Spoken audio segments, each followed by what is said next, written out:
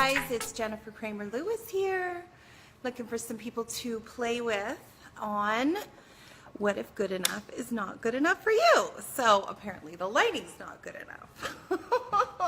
So come and play. I'm here in a country mansion. And here's my beautiful friend. Her name is Midas Lips. And we ended up buying her. And hi, Rebecca.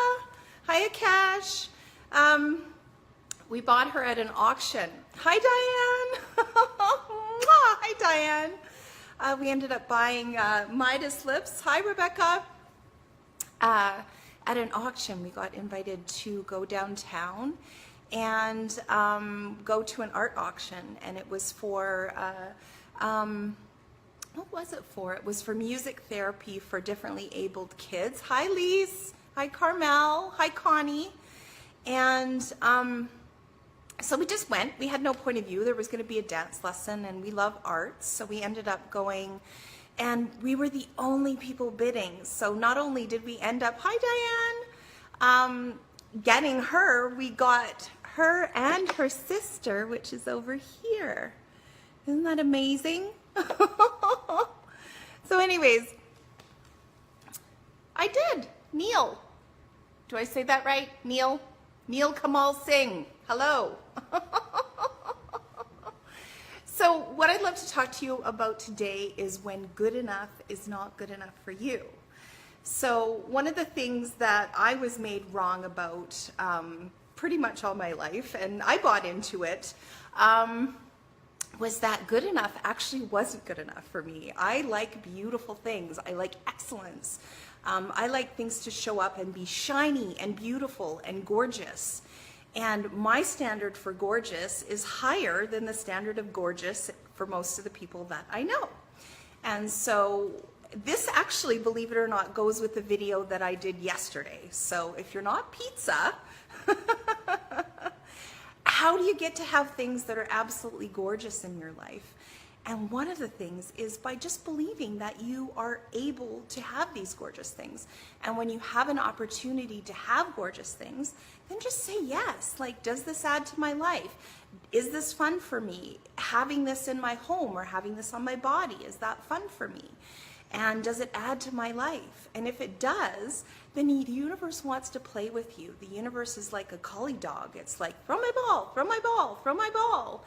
And so if you have a chance to ask for beautiful things to come into your life, the likelihood of them coming into your life is pretty easy. And I get beautiful things from all over. I mean, in fact, just this last week, well, the week before last, because this last week I was in Houston at Right Riches for You facilitators. But the week before that, I actually got a hit to go to the Salvation Army, which is our local thrift store. And I was in there for 5 minutes. Hi, Danielle. Hi, Alexandra. I was in there for 5 minutes. I picked up a silk and pashmina stole, a beautiful vintage silk scarf, and gorgeous riding pants, you know, like breeches with like leather inserts so that when you grab onto the saddle grabs you back. So I was in there for 5 minutes. I got probably, I don't know, maybe $1,000 worth of stuff in 5 minutes. So if you had no point of view about whether you were allowed to have these beautiful things, then what? You can have them. And if you didn't buy into other people's realities about what beautiful things meant about you, nice, Connie, probably a horse with the pants on, maybe something else with the pants off. So having a look at that. What else would I love to say? Yes, I'm an amazing snob. I love that. So if you didn't make yourself a snob about the things that you love, maybe your surroundings could actually add to your life. And so have a look at that. It's like, okay, well, what comes to mind right now? Well, you're like, oh my God, are you a snob about food? Are you a snob about clothes? Are you a snob about your surroundings? Are you a snob about taking care of your body? Are you a snob about taking care of your kids and your family? Are you a snob about taking care of your pets? And what if, or your garden, or your property, like you should see this property, it's so gorgeous. And it's inviting. What can you invite into your life that would add to your life And if you had no point of view about how you could get it, or when you could get it, or who would give you permission to have it, then what? It can just come straight through. So one of the secrets of the secret is ask and ye shall receive. And so that's in the Bible, they hit it there. And what can you ask for to come into your life that would add to your life? And what things can you drop? Like, how many barriers can you drop to actually receiving all of the beauty that the universe has in store for you? So what would that be like for you to have whatever it is that you're not giving yourself? So think about that. What are you not giving yourself? Are you giving yourself vacations? Are you giving yourself a beautiful home to live in? Are you giving your body beautiful clothes to wear? And it doesn't matter where any of this comes from. Like, if it comes from the Salvation Army in a 5-minute trip, then great. And if it comes from a designer store that you know that the clothes fit your body and that you'll wear 1,000 times because they look gorgeous on you and your body's just like, yeah, I'll have that. Like, what if you had no point of view about that? And so one of the tools of Access Consciousness asks you to have no point of view about what you can receive. And what would that be like? It's like, wow, you don't even have to defend. You don't even have to say, oh, well, you know, these are the 3 reasons why I should have these things. Or these are the 10 reasons why I should have these things. Or just because my family says I can't have them, I probably can't have them. What would that be like if you actually didn't give a shit what your family thought? How much freedom would that add to your life? You know, just for example, there's some people in my life that think this house is like way over the top. And it may be over the top for them, but I love it. It adds to my life every day. Every single window, I'm just going to give you a little tour. Every single window I look out looks into something beautiful. Can you see out there? Isn't that gorgeous? And then look at the big window. You can't really see that, but there's like an amazing mountain view there. And like valley floor and like cattle and farms and houses and beautiful Kalamalka lakes in the background there. And so really, what is it? If you weren't a snob, what would you be? Maybe you're just aware of what things add to your life and how many more things would like to add to your life. And so that was one of the thoughts about you're not pizza. So if you're not pizza, what are you? Like, what if you're an infinite being? What if you can have and know and be and perceive anything it is that would add to your life? And what if you stopped people pleasing? What if you just stopped it? Yeah, Kim, I see that. So much freedom when you don't care what others think. It is best for you. And so, and what if it's not even don't care? What if you're just like, I can see you having that opinion over there. And it doesn't do anything. I don't have to react. I don't have to agree or align with you. I don't have to resist and react to you. I just see you over there having your little opinion. What if it's almost like watching a 2-year-old have a meltdown? You know, you just watch them flail their little arms around and stomp their little feet. And what if it's kind of cute and fun what other people are choosing with their life? What it has absolutely nothing to do with what you're choosing with your life. And so that was the other thing about You're Not Pizza, is getting us to a place where what other people are choosing has nothing to do with you. And, you know, it's obviously a skill. So what if you got to practice it for a whole month? What other people are choosing doesn't have anything to do with me. And then ask for some facilitation and notice what things you're reacting to. And what if you didn't have to? What if you didn't have to play bumper cars with the people in your life? Especially about where you live, especially about what you choose to do for work. You know, the friends that you choose to associate with, like everything that people could possibly resist and react to about you is like, you've heard that old saying, what people's opinion of me is none of my business.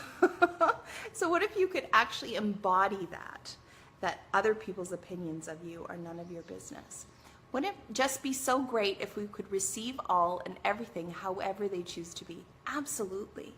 And one of the keys is, what if you could choose to receive you and everything you be, rather than putting a label on yourself that you're a snob, or that your ideas of how things should go are like way more ambitious than how other people's ideas of how things should go. Bye, Connie. Mwah, mwah, mwah. You should come and see me. I know I'm on your way. And that, like, what can you add to your life that would change everything? And so one of the tools that I would love to share with you today, yesterday we talked about interesting point of view. So if you haven't seen that video, pop onto that video. I'm not sure where it is on my stream. Today we're going to talk about how does it get any better than this. And so this is an Access Consciousness tool, and it sounds pretty simple. How does it get any better than this? But I'll tell you what, it's like an iPhone. Anybody can use how does it get any better than this. And then you can use how does it get any better than this to like land on the moon. So for everything that's going on in your life, whether it's something that's unbelievably stressful, I have a story to tell you. So my sons live with their dad, and so Tom and I get the pleasure of taking the kids on these amazing vacations and having really awesome quality time with them. And so they ended up flying into Vancouver, and we picked them up from the airport, and we were going to go immediately out to Mexico the next day. And so I'm just trying to think how old they were at the time. I think like 9 and 10. And so they were unaccompanied minors on the plane, but they were being looked after, and it was just a one hopper, so a 1 hour plane ride. And so we picked them up, and we're like, oh my God, so great to see you. Let's go get you some food. And so we were sitting having some food, and Griffin looks at Raleigh and he says, that's my son's names. Griffin looks at Raleigh and he says, where's your passport? And Raleigh's face just dropped, and he burst into tears. He didn't know where his passport was. The last place that he remembers seeing his passport was on the plane. He had taken out his passport and was sort of looking at it and excited about going on the trip. And his brother said, oh, well, you better put that away, you know, because he's a whole year older and so much more authoritative. Anyways, so he took the passport and he opened up that seat pocket and he put the passport in the seat pocket. So as far as he knew, the passport was on the plane, and we had no idea where the plane was going next. And so the whole family started to panic. And I remembered this tool. This was years ago. I had just heard of Access Consciousness, and this is one of the tools that I had picked up called How Does It Get Any Better Than This? And so I said, okay, well, everybody needs to like say this with me. How does it get any better than this? How does it get any better than this? How does it get any better than this? How does it get any better than this? And I said that over and over and over until we drove back to the airport.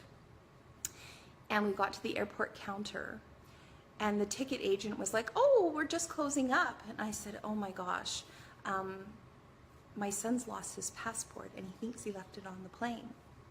And the lady says, oh my goodness, I'm so glad you came back. We found your passport. And the cool thing is they didn't find the passport in the airport. They didn't find the passport in the plane. They found it somewhere like out on the tarmac. Not even in a straight line with like getting off the plane and going into the airport. It was just somewhere strange. So the universe had our backs.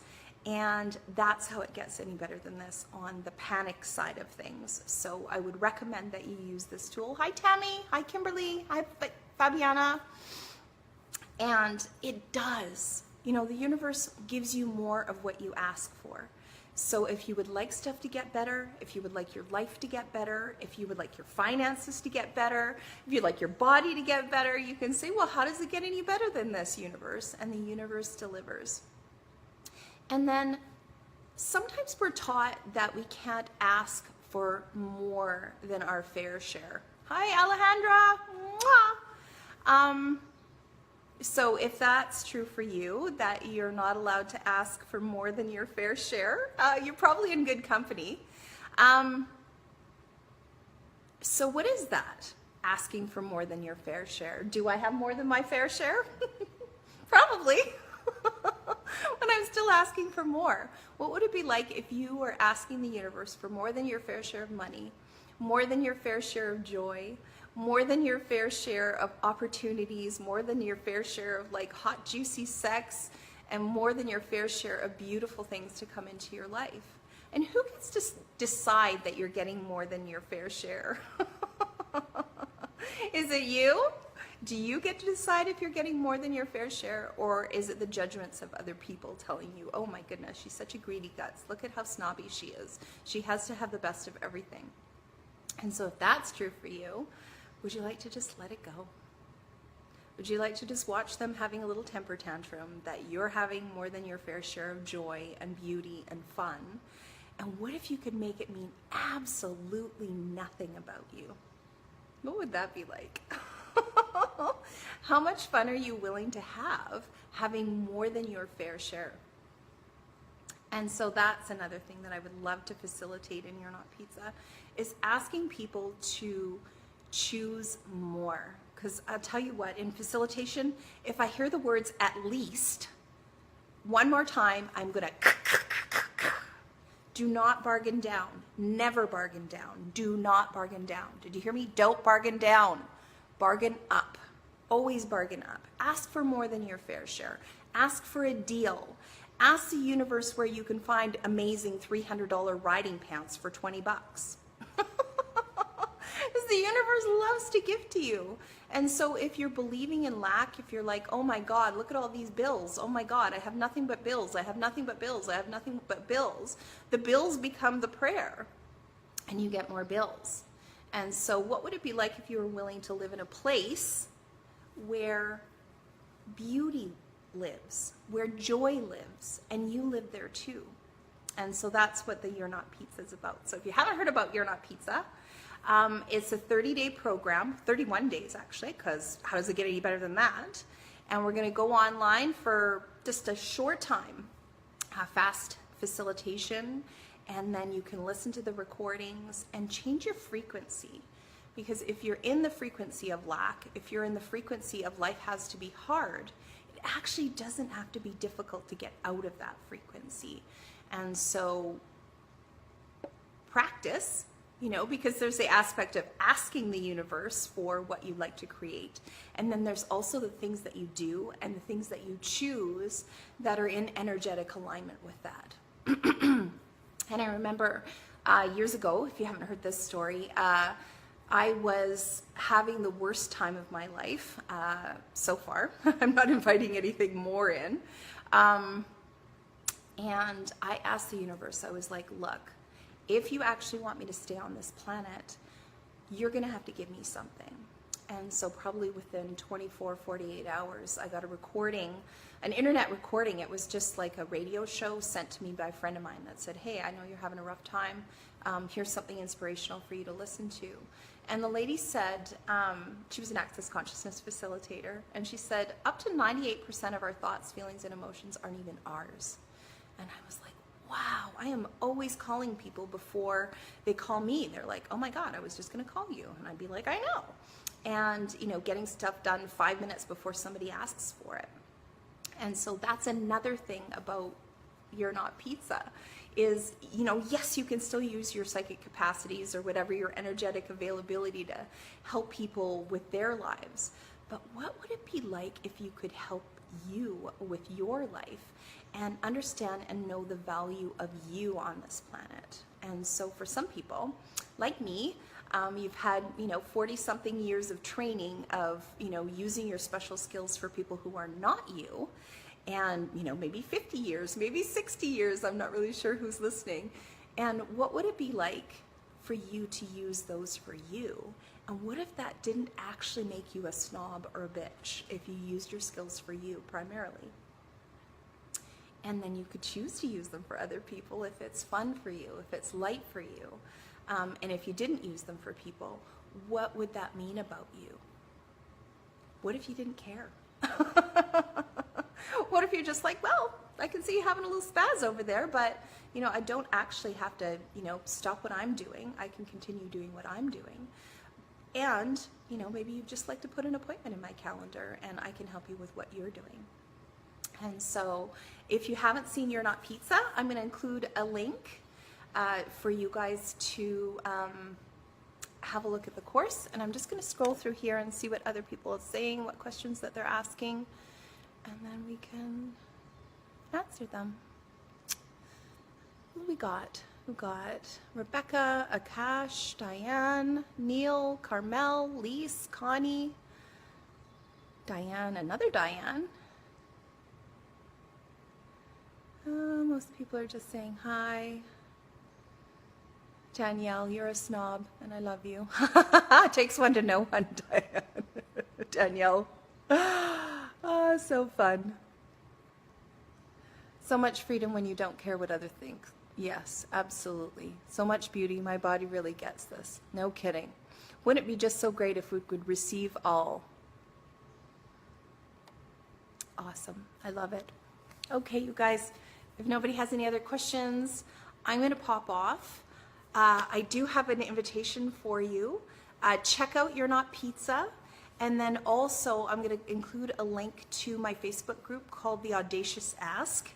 And one of my special skills is asking for way more than my fair share, like I said. And what would it be like for you to ask for way more than your fair share? And what would that add to your life? What would that add to the lives of your family, your friends, your community, like anything?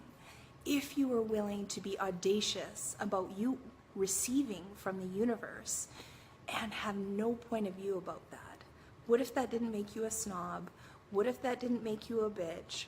What if that didn't make you like a gold digger? What if you can just receive? And what would that be like? My name's Jennifer Cramer Lewis. I'm an Access Consciousness Certified Facilitator, and Access Consciousness invites you to know what you know on the planet. Mwah! Ciao.